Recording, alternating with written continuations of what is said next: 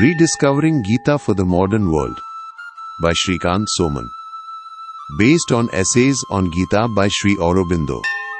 Second series, Part 1.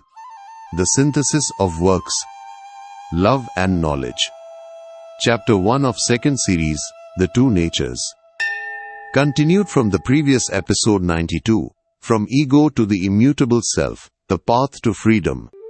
Current episode 93. The structural and thematic progression of the Bhagavad Gita. A journey through the three parts of the Gita. From action to synthesis, an overview of the Gita's teachings. This passage breaks down the structure and meaning of the Bhagavad Gita. It explains how the text is divided into three sections that build on each other, moving from practical knowledge to deeper metaphysical concepts, and culminating in a synthesis of action, devotion, and knowledge. Key takeaways. The Gita is structured in three parts. The first 6 chapters establish a foundation of action and knowledge, followed by 2 blocks of 6 chapters each that expand on these concepts. The middle section of the Gita, chapters 7 to 12, synthesizes knowledge and devotion. It presents a profound view of the divine, linking it back to action through the vision of the cosmic being. The final part of the Gita culminates in a synthesis of all three paths. It differentiates the spirit from nature and explains how to transcend material qualities, leading to a state where knowledge, works, and love become one. The second half of the Gita uses a more concise and direct style. Unlike the initial chapters, which addressed foundational difficulties, the later parts are more to the point, dealing with intellectual concepts of spiritual truths. The Gita uses reason to lead one beyond reason. It addresses an intellectual conflict by providing a rational explanation of spiritual truths, distinguishing its style from the more intuitive symbolic language of the Upanishads. Gita's two halves. The first 6 chapters of the Gita are a single block of teachings. They are the foundation of its practice and knowledge. The remaining 12 chapters can be seen as 2 connected blocks. They develop the rest of the doctrine from this basis. Knowledge, devotion, and action. The 7th to the 12th chapters present a deep metaphysical view of the divine. On this foundation, they connect and combine knowledge and devotion. This is similar to how the first 6 chapters united works and knowledge. The vision of the cosmic being appears in the 11th chapter. This vision gives a dynamic direction to the synthesis. It vividly links everything back to action and life.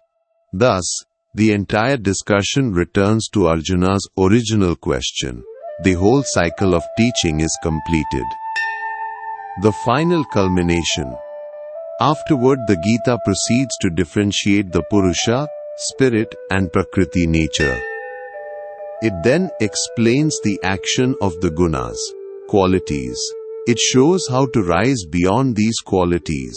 It culminates in a state of selfless action and knowledge. This state blends perfectly with devotion. Knowledge, works, and love become one. The Gita then reaches its grand finale. It reveals the supreme secret of surrendering to the master of existence. A change in style. The second part of the Gita uses a more concise and direct style. In the first 6 chapters, the key definitions weren't yet made. Difficulties were being addressed. The progress was somewhat difficult and had many twists and turns. Much was implied, and its meaning was not yet clear. Here we seem to be on clearer ground. The expression becomes more compact and to the point. However, because of this conciseness, we must be careful. This is to avoid mistakes and missing the real meaning. We are no longer just on the safe ground of spiritual experience. We are dealing with intellectual ideas of spiritual truths. The challenge of metaphysics. Metaphysical statements always have a risk. They try to define what is truly infinite to our minds. This attempt must be made. However, it can never be completely satisfactory or final. The highest the spiritual truth can be lived and seen. It can only be partially expressed in words. The deeper language of the Upanishads is different. It uses images and symbols freely. Its speech is intuitive. It breaks down the rigid limits of intellectual words. It allows the meanings of words to expand into endless suggestions. This is the only proper language for these realms. However, the Gita cannot use this style. It is designed to resolve an intellectual problem. It answers a state of mind where reason is at war with itself. The reason, which judges our impulses, is unable to reach a conclusion. The reason must be led to a truth beyond itself. But this must be done using its own methods. When offered a spiritual solution, the reason has no prior experience with its data.